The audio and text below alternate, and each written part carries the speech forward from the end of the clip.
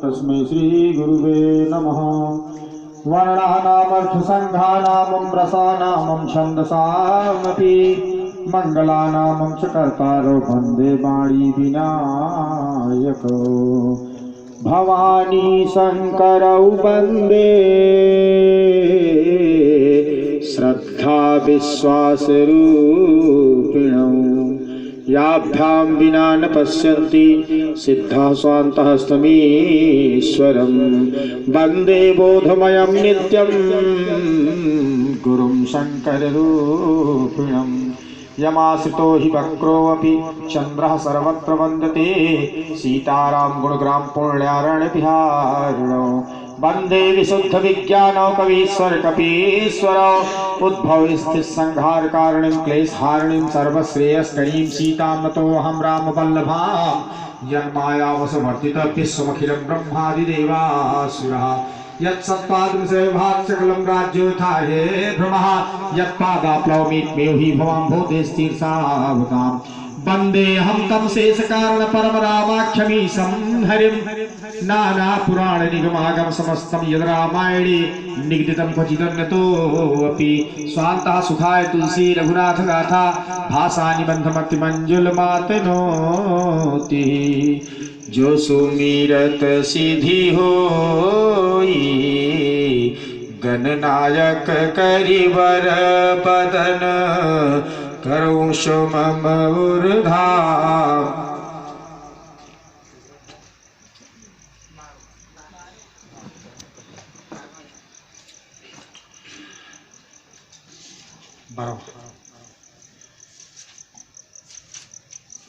गीता गंगा गायत्री गौ गो गौरी गणेश। गुरु सूर्य प्रभु वंदना ब्रह्मा विष्णु महेश। राम लक्ष्मण शत्रुघ्न भरत नमत हनुमान। माता सीता श्री शिवा शिव गणपति भगवान। श्री राधे राधे राधे गोविंद राधे राधे राधे राधे गोविंद राधे राधे राधे राधे गोविंद राधे गोविंद राधे गोपाल राधे गोविंद राधे गोपाल राधे। श्री राधे राधे राधे गोविंद राधे राधे राधे राधे गोविंद। गोविंद राधे गोपाल राधे गोविंद राधे।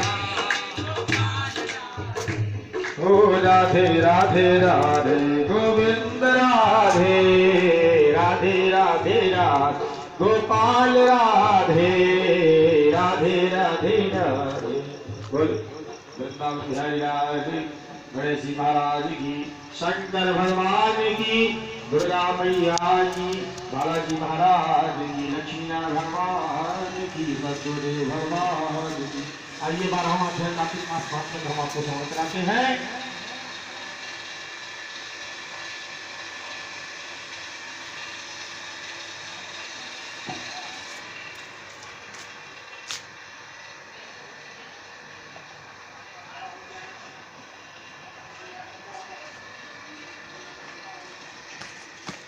श्री गणेशाय नमः। 12वां अध्याय कार्तिक मास पाठ में यह कथा सुनकर के राजा पृथु इस प्रकार से कहने लगे, हे नारद। बोले क्या? बोले आपने कार्तिक मास महात्मा का बहुत बड़ा उत्तम फल कहा। अब कृपा करके तुलसी का महात्म भी कह दीजिए। बोले अच्छा। यह सुनकर के श्री नारद जी कहने लगे कि हे राजा पृथु सुनिए, प्राचीन काल में सहस्रार इस प्रकार से क्षेत्र में तरवरी को धर्म तत्व नाम का एक ब्राह्मण रहता था। वह बड़ा ही ब्रह्मज्ञानी और धर्मात्मा था। ओम नमो भगवते वासुदेवाय। ओम नमो भगवते वासुदेव। ओम नमो भगवते। इस मंत्र का इस प्रकार से प्रतिदिन जप किया करता और अति सेवा किया करता। एक दिन क्या हुआ कि वह ब्राह्मण पूजा की सामग्री लेकर के एक पहर रात्रि रहने पर ही भगवान के मंदिर को जा रहा। इतने में ही उसने सामने से आती हुई एक भयंकर राक्षसी को देखा और वह बिल्कुल नंगी सूखी देह वाली को इस प्रकार से निकले हुए दांत, बड़े बड़े इस प्रकार से टेढ़े दांत और लाल लाल नेत्र देख करके घोर घोर शब्द करती हुई ऐसी भयंकर राक्षसी को देखते बेचारा सभी प्रकार की बात शुरू हो। गुरु गंगा मैया की, तुलसा मैया की जय। वह इस प्रकार से हाथ जोड़ करके धर्मदत्त के पैरों पर गिर पड़ी। तब धर्मदत्त इस प्रकार से पूछने लगा कि तुम कौन हो और किस पाप के कारण तुम्हारी यह दशा हुई है, वह सब मुझसे कहो। तब वह कहने लगी कि मैं सौराष्ट्र देश में इस प्रकार से भिक्षु नाम का एक ब्राह्मण रहता था, मैं उसकी पहली पत्नी थी और मेरा नाम कलहा है। मैं न तो कभी इस प्रकार से अपने पति से मीठे बोलती थी और ना ही उसको इस प्रकार से खाने के लिए अच्छे फल दिया करती थी। यह देख करके इस प्रकार से जब मेरे पति ने दूसरे विवाह का निर्णय किया तो क्रोध में आकर के मैंने विष खा करके इस प्रकार से अपने शरीर का त्याग कर दिया। तब यमदूत आकर के मुझे बांध करके यमराज के पास लेने जाने लगे। बोले फिर क्या? तब पश्चात यमराज को मेरे अच्छे तथा बुरे कर्मों को बताने के लिए इस प्रकार से बोले। तब इस प्रकार से महाराज जी, इसने जो भी कोई इस प्रकार से कर्म वहा की नहीं किया है शुभ कर्म।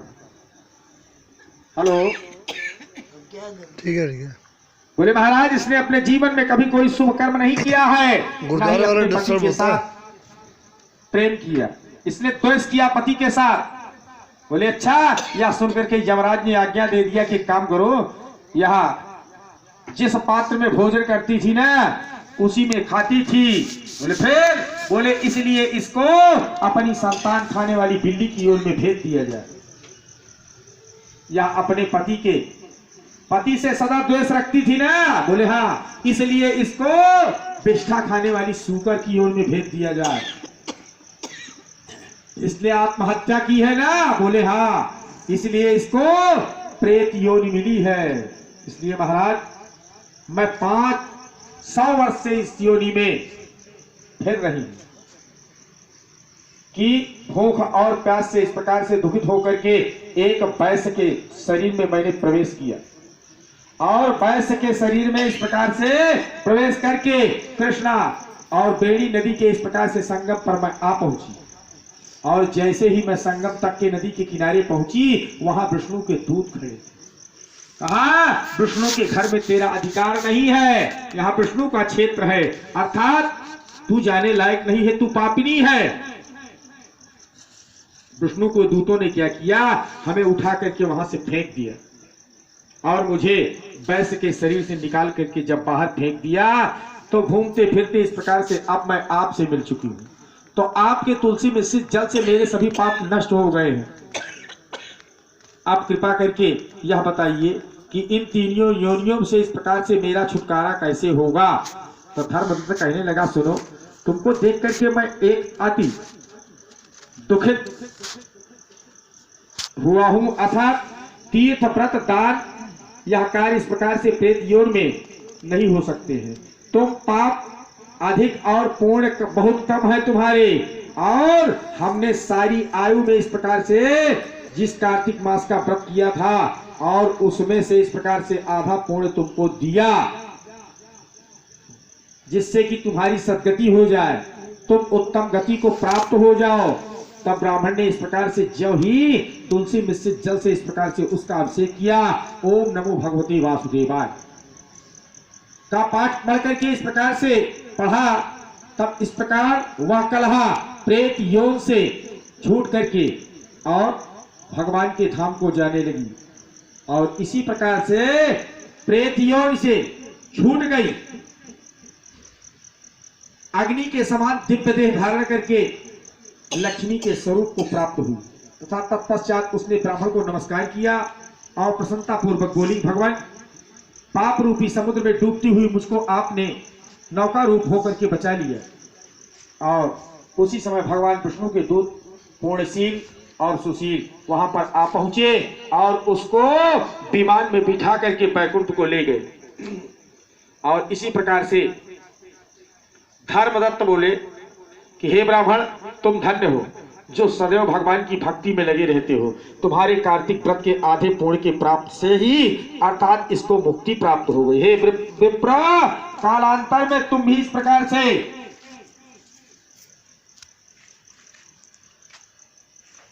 तुम भी राह के कुल में इस प्रकार से उत्पन्न हो करके और बैकुंठ को प्राप्त होगे, इसमें किसी प्रकार का कोई संदेह नहीं है। ये आपका 12वां अध्याय है। 13वां अध्याय की तरफ चलते हैं। इतनी कथा सुन करके राजा पृथु इस प्रकार तो जो हंसी में भी भगवान का इस प्रकार से भजन करता है वह परम पद को प्राप्त होता है। कैसे? बोले तहा वेद यस कारण राखा और भजन प्रभाव भांति बहु भाखा। बोले भाव कुभाव अनखयाल सहू और नाम जपत मंगल दिशि दसहू। बोले बिजली को चाहे जान के पकड़ो अनजान में, उसका स्वभाव है करंट मारना, वो मारेगा।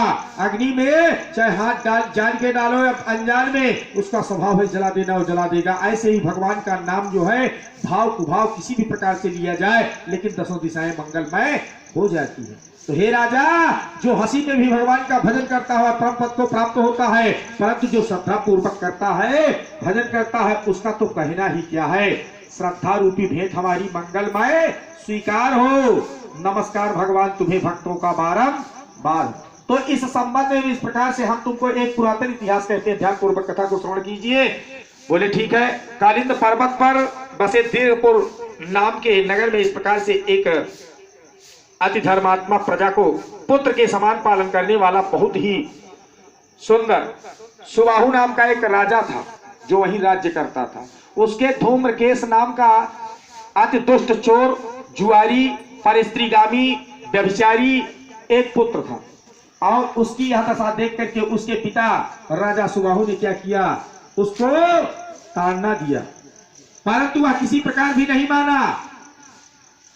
गेंद खेलते हुए इस प्रकार से एक दिन उसकी गेंद छोटी रानी के महल में जा गिरा। और जब वह गेंद लेने के लिए इस प्रकार से महल में गया तो रानी उस पर इस प्रकार से मोहित हो गई। उन दोनों ने कामांध होकर के इस प्रकार से भोग किया। जब राजा को इस बात का पता चला तो उसने कुमार को देश से निकाल दिया। पुत्र होने के कारण उसे प्राणदंड तो नहीं दिया लेकिन देश से निकाल दिया। अब राजकुमार वन में इस प्रकार से रह करके प्रतिदिन मांस खाता था और रात्रि को वेश्याओं के घर में जाया करता था। चोरी आदि करके जो द्रव्य इस प्रकार से लाता था वह वेश्याओं को दे दिया करता था। इस प्रकार फिरते फिरते वह एक दिन वृंदावन में आ पहुंचा।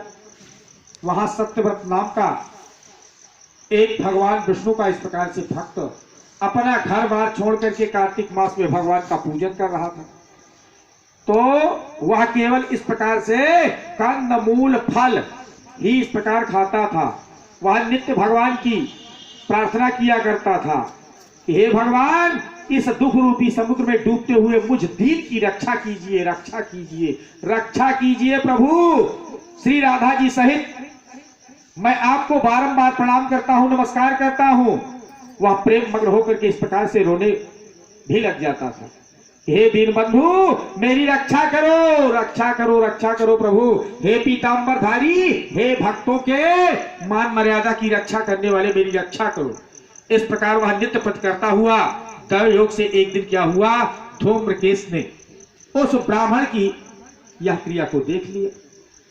देख करके जब रात्रि को घर आया तो वहां आकर के वेश्या के सामने उसने भी इस प्रकार से मिट्टी की सुंदर मूर्ति बनाई।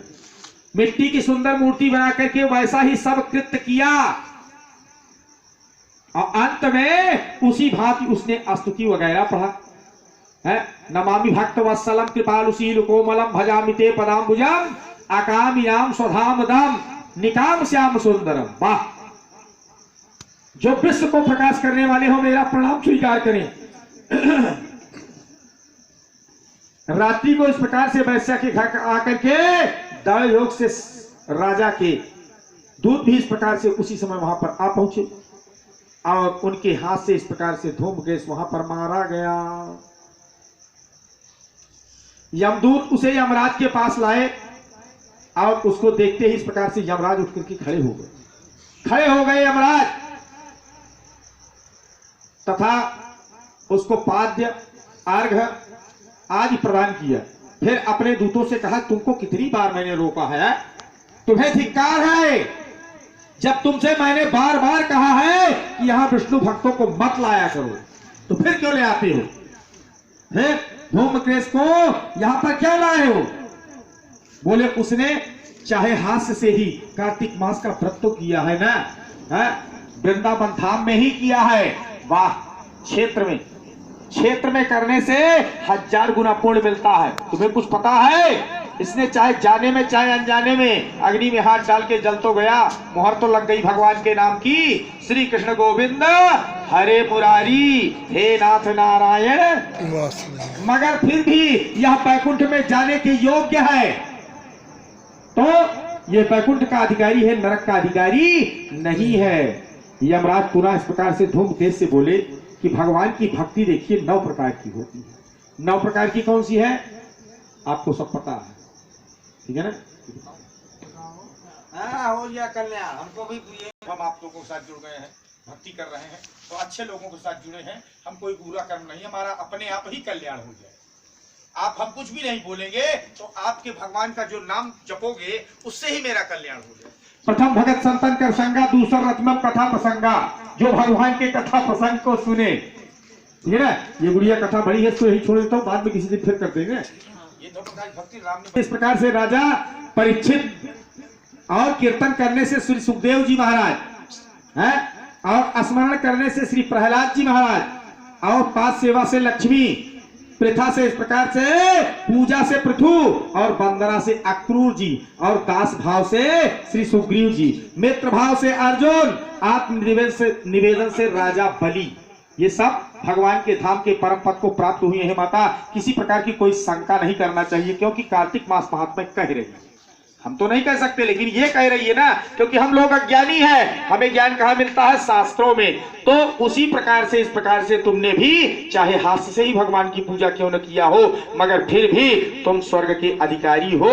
यद्यपि तुम अपने कर्मानुसार पहले नरक के अधिकारी थे, मगर अब आप बैकुंठ के अधिकारी हो गए हैं। और कार्तिक मास में ही इस प्रकार से की गई भगवान की पूजा व्यर्थ कभी नहीं जाती है। भी ध्यान दीजिए, जहां पर भगवान शालिग्राम है वहां पर सभी तीर्थ है, ऐसा समझ लीजिए। वहां पर ही इस प्रकार से गंडकी नदी का सभी तीर्थ आ जाते हैं। तो बोले तब धूम्रकेश इस प्रकार से महाराज से पूछने लगा कि भगवान सब नदियों को छोड़ करके गंडकी नदी को इस प्रकार से कैसे प्राप्त हुई है, मुझे ये भी कथा बताइए। यमराज जी कहने लगे, सुनो, किसी समय की बात है, वेदश्री नाम के एक ऋषि रहते थे। बोले फिर क्या?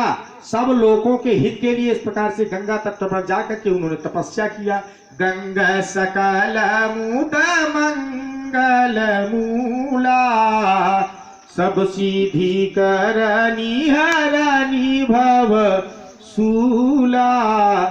उस रमणीक स्थान पे इस प्रकार से उनके तप से इंद्र अत्यंत ही भयभीत हो गया, और उसकी तपस्या को भंग करने के लिए मंजुघोषा नाम की एक अप्सरा को भेज दिया। मंजुघोषा नाम की अप्सरा ने क्या किया? वन में क्रीड़ा करती हुई अपने यौवन तथा इस प्रकार से रूप का प्रदर्शन करके अनेक हाव भाव दिखाने लगी। उस समय मंजुघोषा ने क्या किया? मुनि के चरण कमलों का स्पर्श किया, तो ऋषि के इस प्रकार से रोमांच हो आए। और उस समय मंजुघोषा ने क्या किया? ऋषि को अपने बस में जान करके उनके गले में इस प्रकार से अपनी भुजाएं डाल दी। और तब ऋषि ने क्या किया? क्रोधित होकर के उसे श्राप दे दिया कि तुम मुझे इस संसार सागर में डुबाने वाली